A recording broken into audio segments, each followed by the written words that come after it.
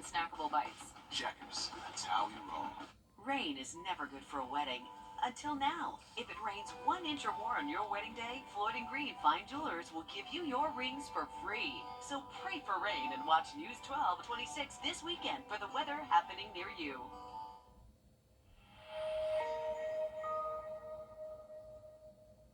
When you visit or work with Parker's Kitchen, your support makes a difference. You've helped us rank as Best Workplace in America. None of this happens without you. Thank you. Twisted and charred metal serving as a grim reminder of what happened just 24 hours ago on Hillcrest Avenue. It's just a tragedy, no other word for it. Now family, friends, neighbors, and strangers are pressing forward to honor the man being hailed as a hero. He was one of those guys, when you meet, you never forget that you met Jason McKenzie. He lived life to the fullest. Our live continuing coverage starts now.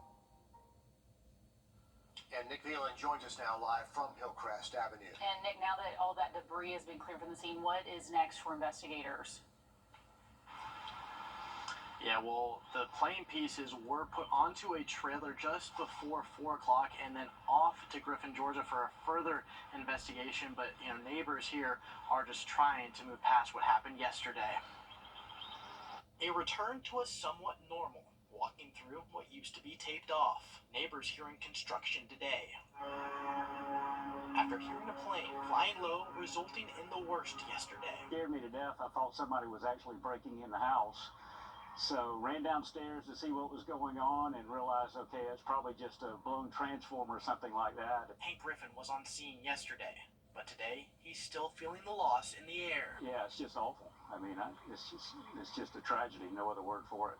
A tragedy which could have been much worse. He knew what he was doing, and it's, I think he's being praised as a hero for avoiding any of the homes and potential loss of life here on the street, and that's the kind of guy he was. Hank was friends with the pilot Jason McKenzie, which makes something impacting his neighborhood more emotional. Not something you expect to see on any day, and the loss of life that goes with it, it gives everybody time to take a minute, think about how. Sorry. Now he doesn't take any day for granted. Have to appreciate every day that's given to us and live it, live it to the best we can. Yeah, and that emotion that he had on the scene, many others did as well, as they came to this area to pay their respects to the pilot Jason McKenzie, as they praise him as just making such an impact in this community. And looking at the scene now, everything is pretty much clear, and it's as if yesterday didn't even happen. Thank you for that, Nick. To see the wreckage and know the pilot, that is really an emotional thing for those folks. Your own neighborhood, yeah. And now that it's been removed from the scene, we're getting a closer look at the man who was in the cockpit. Hallie Turner joins us live in studio with a look at Jason's legacy. The pilot's described as warm, friendly, and an excellent golfer, and even better, faithful Christian. Friends say Jason McKenzie wasn't just an average friend, he was a one-of-a-kind. And one of those guys that when you meet him for the first time, you won't ever forget him. There's always others before himself. And when Jason McKenzie's plane crashed, immediately bursting into flames without hurting a soul, friends say it's no coincidence. To me, that scenario is providential. It describes Jason to a T. Brandon Trosclair says he met Jason more than 10 years ago when Jason was working in sales at a news station in Louisiana, and they've been friends ever since. The old boy lived life. A lot of my stories are stories either from Jason McKenzie or with Jason McKenzie. They even got their pilot's license together, and when Jason wasn't in the sky, you could always find him at the golf course. Play golf together every single month at a minimum at the Baton Rouge Country Club, but almost every week we would play golf together. He was an excellent golfer. Ed Presnell says he watched Jason grow up living in Westlake, and he never met a stranger. Oh, gosh, no, he never met a stranger. I can tell you that for a fact. If he didn't know you, he'd come up and introduce himself. And he held true to his faith and core values. A young man who had family values, you had civic values, you had professional integrity, was well educated, and was loyal to everything he He did. was one of those guys, when you meet, you never forget that you met Jason McKenzie. Yeah. And then it doesn't matter what walk of life you were in, you would never forget Jason McKenzie. Now, everything you just heard, I didn't just hear once yesterday and today. I've heard it countless times. People have talked over and over again about how kind and caring Jason was. He loved God, his family, golf, and flying, and in that order, too. Yeah, a lot of people mention this, but you meet Jason once, and it's like you've known him for years. That was just what kind of guy he was. So many people do know that name and know the kind of man he was. And so, Hallie, thanks for telling us more about who that pilot is. There's much more news ahead right now that we're going to send things over to First Alert Chief Meteorologist Riley Hale. And if you are heading out for a zero, unfortunately, even closing out to the weekend, we'll have a full look at this coming up in just about 10 minutes. Another top story tonight. Just hours ago, SLED charged a Bamberg County man with murder following the disappearance of his girlfriend, 28-year-old Jarrett Davis, and is now facing 5 charges in connection with the death of 25-year-old Megan Bodiford. A friend reported the mother of 3 missing a week ago, days after Bamberg deputies found a burned vehicle with human remains just miles away from where she was last seen. We followed this story all week long. We've heard from family members desperately waiting for her return. As Sydney Hood reports, this is not the outcome they were hoping for. Murder and arson are just 2 of the 5 charges Jarrett Davis faces. Now, all week long, Megan Bodiford's family has waited on answers regarding her disappearance.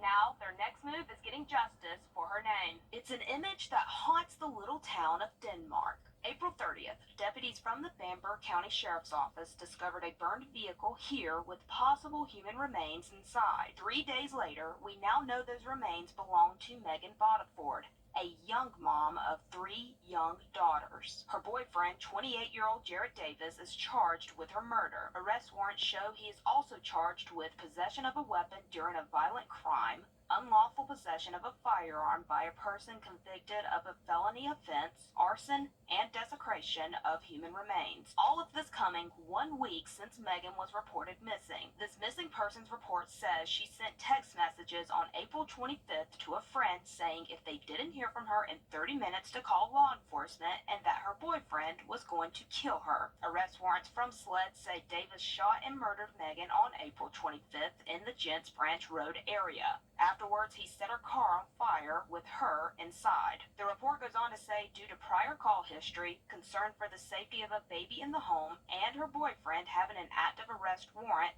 deputies wanted to request SLED to assist in executing a search warrant and arresting him on an outstanding warrant, all on April 27th at a residence in the Gents Branch Road area. In the search warrant, deputies seized 6 items, including an iPhone, baby monitor, and deer cam. Family and friends of Megan say Jarrett was on parole at the time. In Bamberg County, Sydney Hood on your side. Davis is being held in Bamberg County Detention Center. Also tonight, a suspect wanted for murder in Richmond County arrested this morning in McDuffie County. 38-year-old Brynell Evans is facing several charges for a deadly shooting that happened a couple of weeks ago on the 21st. Gregory Campbell was shot on Williamsburg Drive and later died from his injuries. New tonight, 2 men wanted for questioning after a 28-year-old man was killed on Lumpkin Road in 2023. Richmond County deputies say Tracy Dixon is known to be in the areas of South Augusta and Burke County. Alexander White is known to frequent the South Augusta, Statesboro, and Burke County areas. The victim in that shooting was Walter Smith. If you've seen these two, call deputies. Also new tonight, a pair of teenagers behind bars in connection to the shooting that happened in the parking lot of the Hitchcock Animal Hospital in Aiken last month. Public safety says 19-year-old Rashad Boyd and 18-year-old Jalen Sims both opened fire into 3 separate apartments at the Ashton Apartment Homes. Police say one of those rounds went into the parking lot of the animal hospital, hitting a woman there and injuring her. Both are facing charges including assault and battery, high and aggravated nature. Mostly dry for evening plans tonight, but heading into the weekend, it does look wet for a lot of the area. We'll have that full forecast coming up. Plus, it's time to head to the stables for a good cause. We stop by the Aiken Charity Horse Show next. When lives are in danger, seconds can mean the difference between life and death. In our I-Team report, Silent Alarm, it wasn't seconds, but minutes before firefighters arrived to a house fire that was directly across the street from their station. Rock throwing distance. to the fire department, and they couldn't even get here. And it wasn't an isolated case. Our I-Team report exposed communication failures or delays in firefighters responding to incidents dating back to 2021. Our I-Team has requested interviews with city leaders along with Augusta Fire Chief Antonio Burden. City leaders are not willing to comment, and Antonio Burden said that they're aware of the issue and have been investigating. But again, this has been going on since 2021. The Augusta Fire Department says it's not the dispatching system itself, but a transmitting information issue within the system. You can watch our full I-Team report right now on our WRDW app or on our website.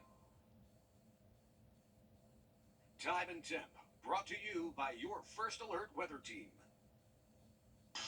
Just start to warm up a little bit more. High temps hitting the 90s by Wednesday and sticking around through Thursday. All right, thanks, Riley. It is time for the Aiken Charity Horse Show. The annual event is dedicated to the memory of Bruce Duchessois. Bruce lived in Aiken most of his life, but back in 2010 he found out developers wanted to buy the land at the Aiken Horse Park, so he bought it to preserve the land. As Taylor Martin shows us, this event continues to be the gift that keeps giving. It's been 8 years since the first ever Aiken Charity Horse Show. 2016, we had no infrastructure on here except for 4 rings. Everything was tents. I think we had 300 horses the first year. And in those years, they've grown to nearly 800 horses, just like the founder of the Aiken Horse Park Foundation envisioned before he passed. We do this event in his honor and his memory. To get up and come to work here every day at Bruce's Field is just very special. Each year, funds raised go to support a local organization. This year, they're partnered with Mental Health America, Aiken County. In particular, the funds are going to go to their suicide prevention. It is obviously a cause dear to too many of us. It's an event not only great for the partnering charity, but for local businesses too, as equestrians come from all over the country to compete in the show. If you start looking at heads on beds and restaurants, it's several $1 million for a week or 2 week show that is injected into the community. Bruce's love for the equestrian community and his legacy continue to live. In Aiken, Taylor Martin on your side. And that show is free. It starts at 8 a.m. each day. We're going to have a link to that schedule for you on our website. Still ahead, the AU women's golf team heading to Michigan for the NCAA Regionals next week. We're going to hear from the Jags ahead of that trip next in sports. First Alert Radar, powered by Jim Hudson Automotive Group. Time is right. On CBS and streaming on Paramount Plus. On your sideline. The Augusta University women's golf team is heading to East Lansing, Michigan to compete in the NCAA Regionals as the number 10 seed.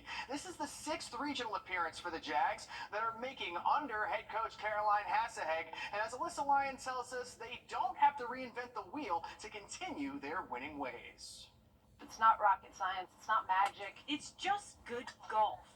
And the Jags, well, they're playing their best. If you're ready to play, you're ready to play.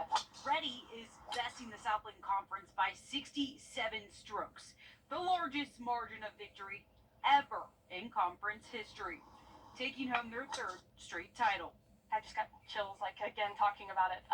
It gave us just a massive amount of confidence again, knowing that this team is really something special, and finally having results and an outcome kind of prove that. That's special, and those are things that down the line they're going to have to show their families and to keep in their homes forever. The Jags now 1 tournament away from punching their ticket to a 2nd straight NCAA championship appearance. It's their 10th regional appearance since 1993. It's just one step in the process of where we want to go.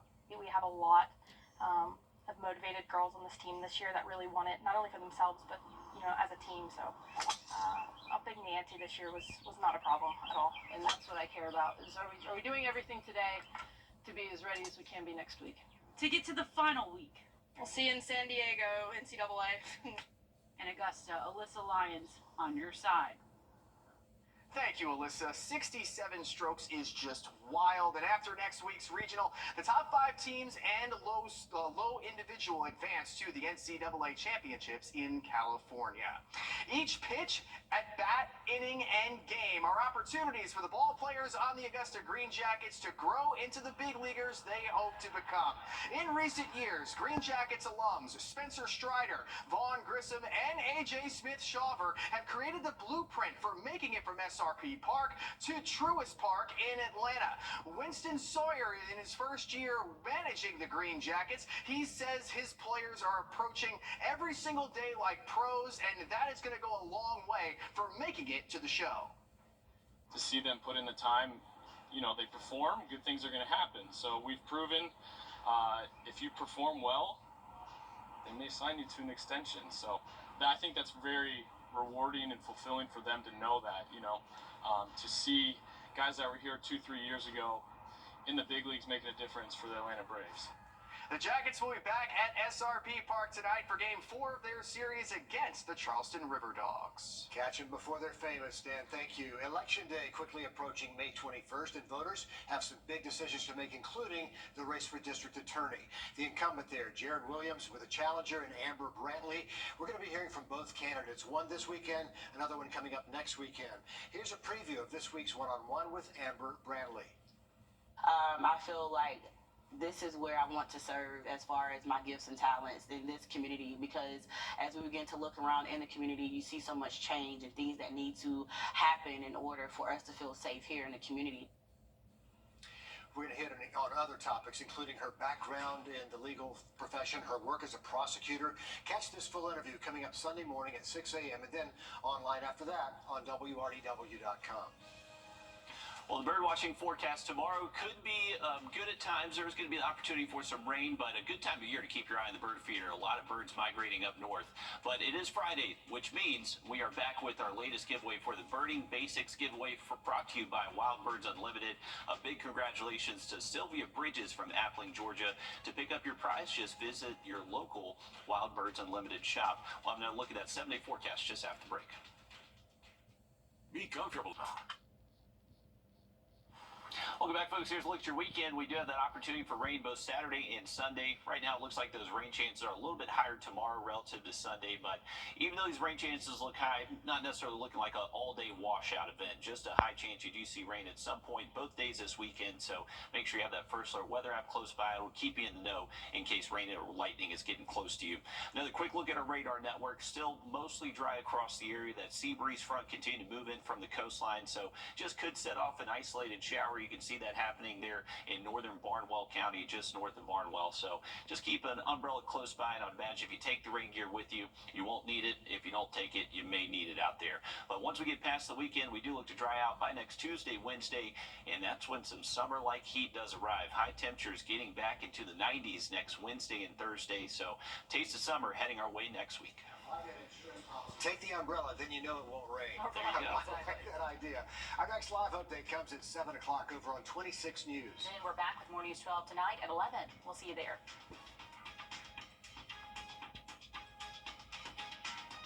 At the CBS Evening News, we focus on solutions, finding solutions that help people understand what are the right choices to make for you and your family.